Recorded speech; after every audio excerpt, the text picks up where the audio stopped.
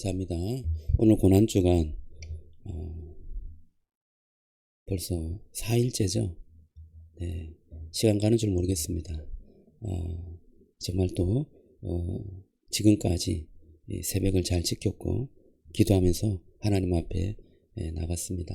또 남은 기간 동안 최선을 다해서 또 나오시기를 바라고 또 말씀으로 사시기를 바랍니다. 우리 찬송가 143장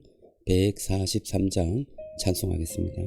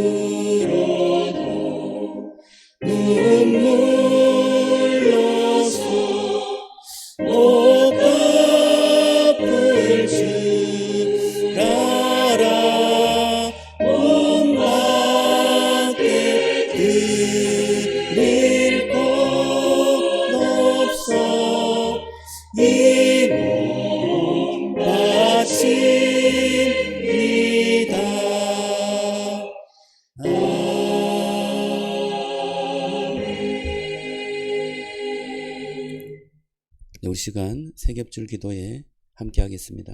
우리 개인 기도 제목을 같이 좀 나누어 주시고, 오늘 교회의 기도 제목은 지도자와 리더, 목회자와 목자, 교사들 위해서 기도해 주시고, 우리 옆에 우리 지체들을 위해서도 기도해 주시면 좋겠습니다. 또 중보 기도는 가정교회 네트워크를 위해서 기도해 주세요. 가정교회가 또 은혜롭게 잘 정착되어지고 또 먼저 간 그러한 가정교회 지도자들이 또 잘 섬길 수 있도록 그렇게 기도해 주시면 좋겠습니다. 우리 한 3분씩 좀 짝을 지어서 기도했으면 좋겠는데 늘 이렇게 짝을 지으신 분들하고 지으셔도 좋고 조금 바꾸어도 됩니다. 3분씩 하면 제일 좋고요. 조금 어려우면 2분도 괜찮고 4분도 괜찮습니다. 이 시간 우리 기도 제목을 한 가지만 나눠주시고 집중해서 기도해 주시면 좋겠습니다.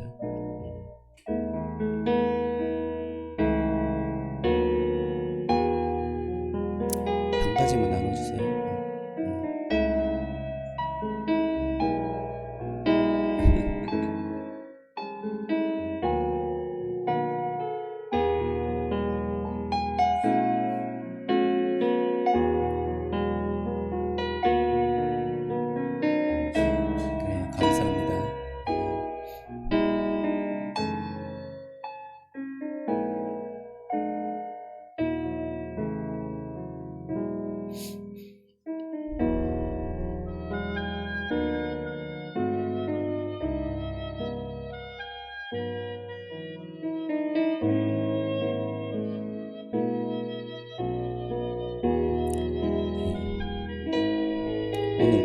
지켜야 될 제목 한 가지만 나눠주시면 좋겠습니다.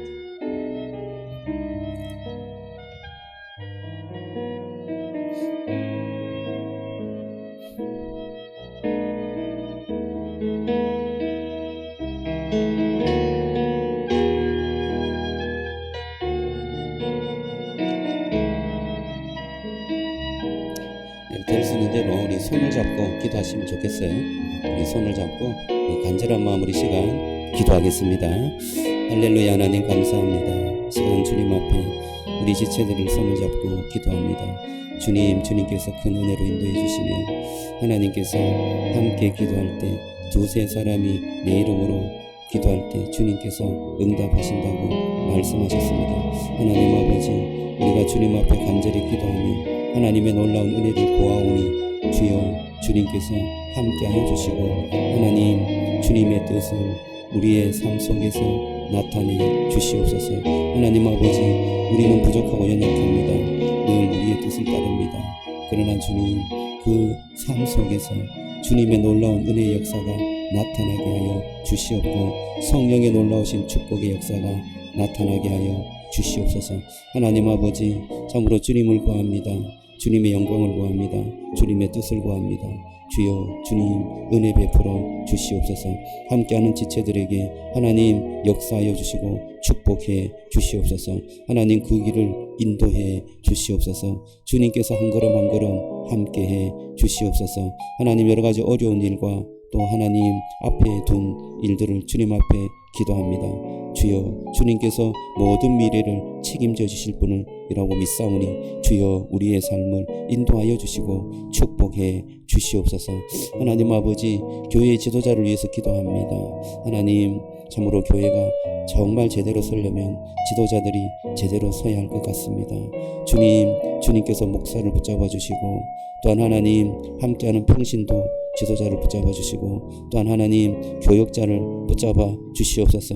말씀을 전하고 또 말씀대로 살아가며 교회에 하나님 참으로 가야 될 방향을 제시하는데 하나님 리더십을 발휘할 수 있도록 축복해 주시고 하나님 진실하게 섬김의 본을 잘 보여줄 수 있도록 주님 은혜를 베풀어 주시옵소서. 하나님 아버지, 또한 가정교회 네트워크를 위해서 기도하오니 주님 축복하여 주시고 하나님께서 귀한 교회 공동체를 우리 주변에 하나님 허락하여 주셨사오니 아버지와 함께 걸어갈 수 있도록 도우시고 먼저 간 자가 다시 끌어주며 또 함께 섬기며 하나님 잘 따라가는 그러한 교회 네트워크가 될 수 있도록 은혜 베풀어 주시옵소서. 오늘도 하나님 고난주간 특세가 시작되었습니다. 주님 지금까지 달려온 것 하나님의 은혜였습니다. 앞으로도 하나님 정말 기도하며 계속해서 하나님을 사랑하는 이 기도에 하나님 함께 할 수 있도록 주여 축복하여 주시고 하나님을 진실하게 사랑하며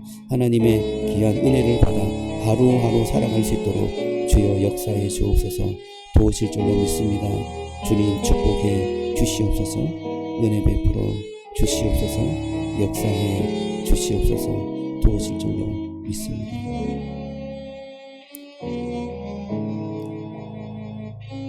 하나님 감사합니다. 주님께서 귀한 은혜를 주셔서 함께 기도하게 하시니 감사합니다. 계속해서 우리 지체들을 위해서 기도하게 하시고 하나님의 은혜를 구하는 우리 중보 기도 지체들이 될 수 있도록 역사해 주옵소서. 하나님 참으로 우리 공동체를 진실하게 사랑하기를 원합니다. 함께 울고 함께 웃는 그런 정말 가족 공동체가 되게 하여 주시고 손을 꼭 붙잡고 함께 걸어가는 또 함께 기도하는 저희들이 되게 하여 주시옵소서. 하나님 또한 교회와 또한 하나님 가정교회 네트워크를 위해서 기도합니다. 주님께서 인도하여 주시되 선하게 인도하시고 주의 뜻을 이루어 주시옵소서. 모든 말씀 예수님 이름으로 기도드리옵나이다. 아멘. 자, 오늘 말씀을 봅니다. 하나님 말씀은 마태복음 7장 13절에서 15절인가요? 네, 15절에서 18절인데 화면을 보고 같이 읽겠습니다. 자, 시작. 거짓 선지자들을 양의 옷을 입고 너희에게 나오나 속에는 노략질하는 일이라. 그들의 열매로 그들을 알지니 가시나무에서 포도를 또는 엉겅퀴에서 무화과를 따겠느냐. 이와 같이 좋은 나무마다 아름다운 열매를 맺고 못된 나무가 나쁜 열매를 맺나니 좋은 나무가 나쁜 열매를 맺을 수 없고 못된 나무가 아름다운 열매를 맺을 수 없느니라. 아멘. 오늘 말씀은 가짜 성령 충만이라는 제목으로 말씀 나누겠습니다. 많은 교회가 소위 성령 받았다라는 교인들로 인해서 곤욕스러워합니다.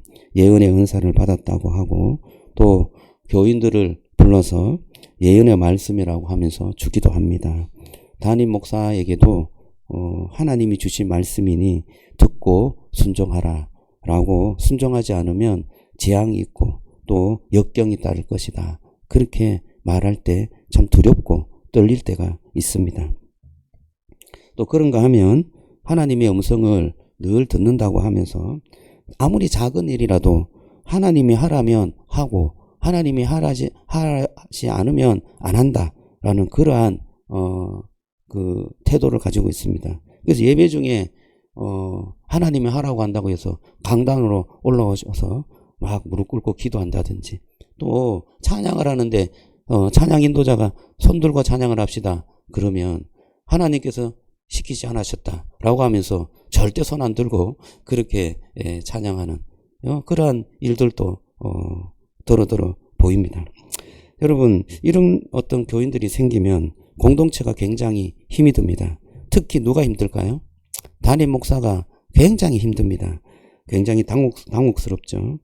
성도들은 자신이 영적 체험이 없어서 이해가 안 되는가 이렇게 생각합니다. 그래서 자신의 무능력을 자책하기도 하고 또 이들을 질책하거나 비판하다가 성령님을 거역하게 되면 어떻게 하냐 하면서 좀 두려워하기도 하는 것입니다. 근데 여러분 오늘 말씀을 통하여서 예수님께서 우리에게 분명하게 가이드라인을 주셨습니다. 오늘 그 가이드라인 2개를 소개하는데 말씀을 잘 듣고 이해하면 좋겠습니다. 이 거짓 예언자를 어떻게 알 수 있을까요? 열매를 보면 안다 말씀하셨습니다. 마태복음 7장 15절에서 18절 오늘 본문의 말씀인데요. 그 본문의 말씀에 보면 그들의 열매로 그들을 알지니 가시나무에서 포도를 엉겅퀴에서 무화과를 따겠느냐. 이와 같이 좋은 나무마다 아름다운 열매를 맺되 못된 나무가 나쁜 열매를 맺나니 좋은 나무가 나쁜 열매를 맺을 수 없고 못된 나무가 아름다운 열매를 맺을 수 없느니라 말씀합니다. 열매로 안다. 무슨 나무를요? 좋은 나무, 나쁜 나무. 무엇으로 안다고요? 열매로 안다 라고 말씀하고 있습니다. 거짓 예언자들은 이상하게 행동할 때가 많습니다. 또 삶에 기쁨이 없습니다. 그 안에 불안과 두려움이 자리 잡고 있어요. 배우자와 또 자녀들과 관계가 멀어질 때가 참 많습니다. 그리고 부모와 친구들과 소원해지는 그런 일들이 생기죠. 또 어떤 사람의 삶에는 성령의 열매를 보기가 참 힘들 때가 있습니다. 성령의 열매는 어디에 나오죠? 갈라디아서 5장 22절과 23절에 아주 분명하고 선명하게 9가지 열매를 딱 제시하고 있습니다. 자, 그렇다면 이런 열매가 전혀 보이지 않는 사람이라면 이것은 성령께서 하신 일이 아니다 라고 확신할 수 있습니다. 이게 진짜 성령의 체험인지 분별하는 것은 또 하나의 가이드라인이 있는데요. 그것은 예수님을 주라고 고백하는 것입니다. 고린도전서 12장 3절에 보면 이런 가이드라인을 우리에게 주셨는데요. 그러므로 내가 너희에게 알리노니 하나님의 영으로 말하는 자는 누구든지 예수를 저주할 자라 하지 아니하고 또 성령으로 아니하고는 누구든지 예수를 주시라 할 수 없느니라 말씀해 주셨습니다. 성령을 하지 않고는 주라고 고백할 수가 없다라고 말하고 주라고 말할 수 없다라고 말합니다. 근데 여러분 가짜 성령, 가짜 신을 받은 사람에게 한번 시험에 본다고 당신 예수님을 주라고 한번 고백해 보세요 라고 하면 여러분 어떻게 할까요? 아주 또박또박하게 예수님은 주님이십니다 이렇게 고백할 거예요. 왜냐하면 귀신이라고 해갖고 그것을 그렇게 고백하지 않을 이유가 없는 거죠. 아주 영특합니다. 근데 그럼 예수님을 주라 고백한다는 것은 무엇이냐? 단순하게 말로 그냥 고백하고 말로 하는 것, 그것을 말하는 것이 아닌 것입니다. 예수님을 주로 고백하는 삶을 산다는 의미죠. 예수님이 주인이 되는 삶을 살아가는 것을 말합니다. 그래서 예수님을 주라고 고백하는 거죠. 옛날에 초대교회는 예수님을 주라고 고백하는 것은 그 인생 삶을 하나님께 드리는 것이었습니다.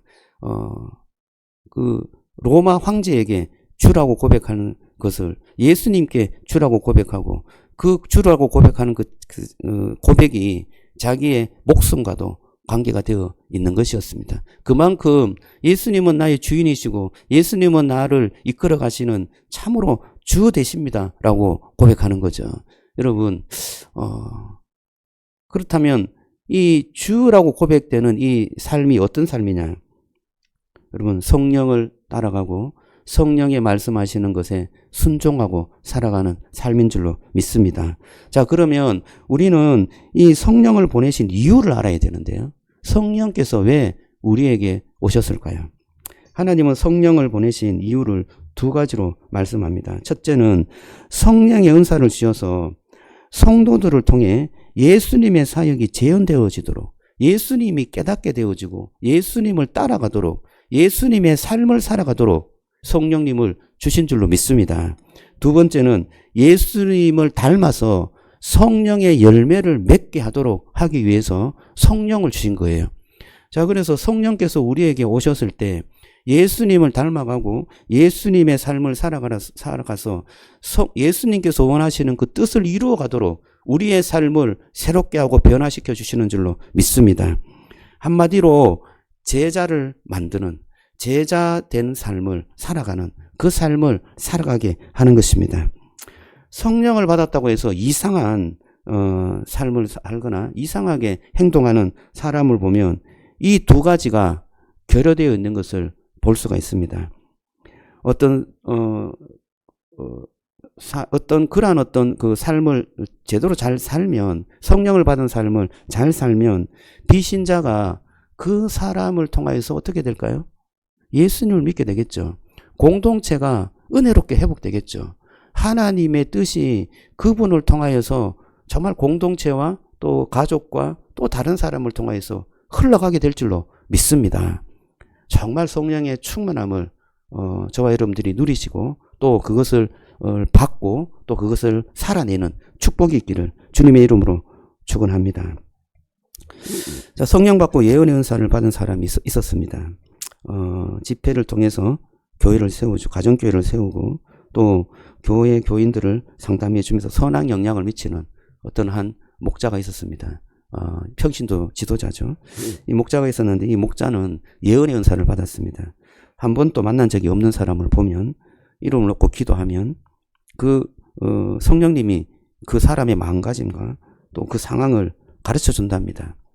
그래서 상담받는 사람들은 자기가 처음 보는 사람인데도 자기에 대해서 너무나 잘 알고 있으니까 그 말씀이 하나님이 주신 말씀이라고 믿고 또 회개하고 결단도 하는 그러한 일들이 많아진 것입니다. 그런데 이분이 그 삶을 보면 진짜 성령님을 의지하고 성령의 충만한 삶을 살고 있구나라는 것을 보게 되는 것입니다. 현재 목자로 섬기고 있고 많은 사람들이 이분의 그 목장을 통해서 구원을 받고 깨어진 가정이 회복되고 자녀들에게는 존경받는 엄마고 남편에게는 사랑받는 아내이고 아내가 집에 출타하면 남편이 그 목장을 대신 돌보아주는 그런 아름다운 가정을 이루고 있는 것입니다. 그리고 이 목자는 담임 목사님에게 절대 순종합니다.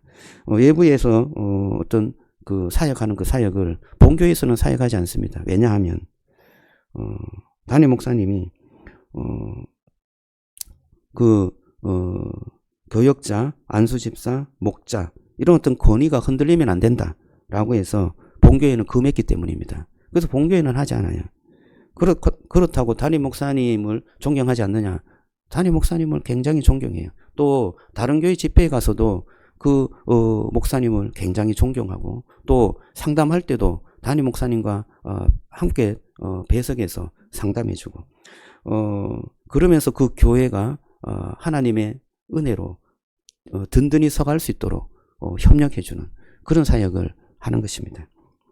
여러분, 삶에서 성령의 열매가 보이고 교회가 세워지는 함께 그 하나님의 사랑이 흘러가는 축복의 통로로서 은사가 사용되어질 때 그 은사가 성령의 은사인 줄로 믿으시기 바랍니다. 여러분, 성령의 은사는 열매로 알게 됩니다. 성령의 은사는 성령께서 우리에게 주시는 그 성령의 뜻과 목적을 이루기 위해서 우리에게 주셨다는 것을 기억하시기를 주님의 이름으로 축복합니다. 자, 그러면 그 열매에 대해서 우리가 조금 더 살펴봐야 될 것 같습니다. 여러분, 성령의 열매는 9가지 열매입니다. 사랑과 희락과 화평과 오래 참음과 자비와 양성과 충성과 온유와 절제. 예, 이 9가지 열매인데요. 제가 이 9가지 열매를 묵상하면서 한 가지 깨달은 게 있습니다. 그것은 뭐냐? 이 9가지 열매가 다 이웃과 관계, 이웃과의 관계에서 나타나는 거다는 것을 깨닫게 됐습니다. 여러분, 은사의 능력은 하나님께서 우리에게 주시는 것입니다. 하나님과의 관계에서 일어나는 것입니다. 그런데 그 하나님께서 주시는 그 능력이 사용되어질 때는 어디에서 사용되어지는가요? 예, 공동체와 이웃에 사용되어지는 것입니다. 이것이 놀라운 은혜죠. 주님께서 우리에게 말씀하실 때 하나님을 사랑하고 이웃을 사랑하라는 2계명을 주셨습니다. 하나님의 사랑으로 내 속에 은혜가 충만하면 그것이 어디로 실천되어집니까? 이웃으로 실천되어지는 줄로 믿습니다. 공동체를 향하게 되는 것입니다. 여기에 보면 여러분, 사랑을 혼자 할 수 있습니까? 혼자 하는 사랑을 뭐라고 그래요? 이기적인 사랑이잖아요. 자기 사랑이잖아요. 그것은 절대 물론 자기 사랑을 잘하면 좋겠습니다. 그런데 그 자기 사랑을 잘할 때 그것이 어디로 흘러가냐고요? 주변으로 흘러가요. 내 사랑이 내 안에 충만할 때 그 사랑은 나에게만 집중되는 것이 아니라 다른 사람에게 흘러간다는 것을 기억한다면 이 사랑은요, 관계적인 사랑을 말하는 것입니다. 기쁨도 혼자만 기뻐하는 것은 정신병자죠. 혼자서 기뻐하는 것은 기뻐하는 게 아니에요. 함께 기뻐하는 거죠. 다른 사람의 기쁨을 가지고 함께 기뻐하는 거예요. 그리고 화평하는 것을 혼자 할 수 있습니까? 평화를 어떻게 혼자 누립니까? 함께 있을 때 원수된 자와 평화를 누리고 또 화평을 누리는 것입니다. 그리고 오래 참는 것도 혼자 어떻게 오래 참습니까? 함께 있을 때 오래 참는 거죠. 인내해야 될 대상에게 인내를 하는 것입니다. 좋은 사람이 함께 있는데 인내할 필요가 없죠. 힘들고 어려운 사람이 있을 때 오래 참는 것이 필요한 것입니다. 자비를 베푸는 것, 이것도 다른 사람에게 베푸는 거죠. 여러분, 양선은 친절인데요. 친절을 누구에게 베풉니까? 다른 사람에게 베푸는 거잖아요. 이 9가지 열매가 다 다른 사람의 관계에 필요하다는 것을 오늘 이 성령 충만한 그 열매를 통하여서 알 수가 있는 것입니다. 여러분, 성령의 놀라운 은혜를 받게 되면 이웃을 사랑하게 되고 관계가 회복되어지고 또한 놀라우신 그 축복이 여러분을 통하여서 공동체에 흘러가게 될 줄로 믿습니다. 우리는 우리 주님께서 이 9가지 열매를 우리에게 베풀어 주셨다는 사실을 기억하게 됩니다. 우리 주님께서는 우리를 정말 지극히 사랑해 주셨습니다. 지극히 사랑해 주신 그 끝이 무엇이냐? 자기의 목숨을 버리기까지 십자가에서 우리를 사랑하셨습니다. 그리고 우리를 기뻐하셨습니다. 정말 우리를 기뻐하셨어요. 그리고 깨어진 관계를, 하나님과 깨어진 그 원수된 관계를 주님께서 회복해 주셨습니다. 화평하게 해주셨습니다. 오래 참고 기다리셨어요. 교만한 우리에게 자비와 긍휼을 베풀어 주셨습니다. 무시하고 묵뚝한 우리에게 친절하게 대해 주셨습니다. 주님은 하나님과 우리를 위해서 목숨을 바쳐 충성해 주셨습니다. 그분은 온유하게 우리에게 나타나셨고 그분은 자기의 능력과 모든 부분에 절제하시고 주님의 뜻을 이루셨습니다. 여러분, 이 모든 열매, 이 모든 주님의 충성, 이 모든 주님의 그 은혜로움의 그 삶, 이것은 누구를 위해서 하신 것인가요? 저와 여러분들을 구원하기 위해서 은혜롭게 베풀어 주신 주님의 열매인 줄로 믿습니다. 아마 주님께서 열매를 보라라고 하면 아마 여러분들을 아마 보여줄 거라 생각합니다. 사도 바울도 열매를 이야기할 때 교회에 대한 그 성도들을 제시해 준 것을 기억한다면 여러분 우리의 성령의 열매 주님께서 주시는 그 은혜의 열매는 옆에 있는 공동체요 옆에 있는 지체인 줄로 믿습니다. 저와 여러분들이 주님을 닮아가기를 소원하시기를 주님의 이름으로 축복합니다. 주님을 사랑하기 위해서 성령을 구하고 또 이웃을 사랑하고 공동체를 사랑하기 위해서 성령 충만함을 구하기를 주님의 이름으로 축복합니다. 그래서 이웃을 사랑하고 공동체를 사랑하고 가족을 사랑하고 VIP를 사랑하며 정말 하나님 그러한 주님의 사랑의 힘을 이 세상에 살아가는 삶 속에서 흘려내고 또 실천할 수 있도록 힘을 달라고 여러분 기도하시는 저와 여러분들이 되시기를 주님의 이름으로 축복합니다. 기도하겠습니다. 하나님 감사합니다. 주님 성령 충만이 어떤 것인지 다시 한번 깨닫게 하시니 감사합니다. 주님께서 십자가에서 죽으시고 정말 주님의 그 크신 희생을 치른 것은 정말 우리를 위해서 치른 줄로 믿습니다. 주님께서 정말 성령의 그 열매들을 맺어가면서 하나님 우리에게 다가오시고 우리를 주님의 그 놀라운 은혜의 자녀로 삼아주신 것 너무나 감격스럽고 감사드립니다. 하나님 우리도 주님의 그 삶을 본받아 성령의 열매를 맺어갈 수 있도록 축복해 주옵소서. 성령 충만케 하셔서 주님의 은사와 주님의 은혜를 받고 하나님 그 은사와 은혜를 통해 이웃을 사랑하고 공동체를 사랑하고 정말 우리가 전도해야 될 그 영혼 VIP를 진실하게 사랑할 수 있도록 축복해 주옵소서. 예수님 이름으로 기도드리옵나이다. 아멘.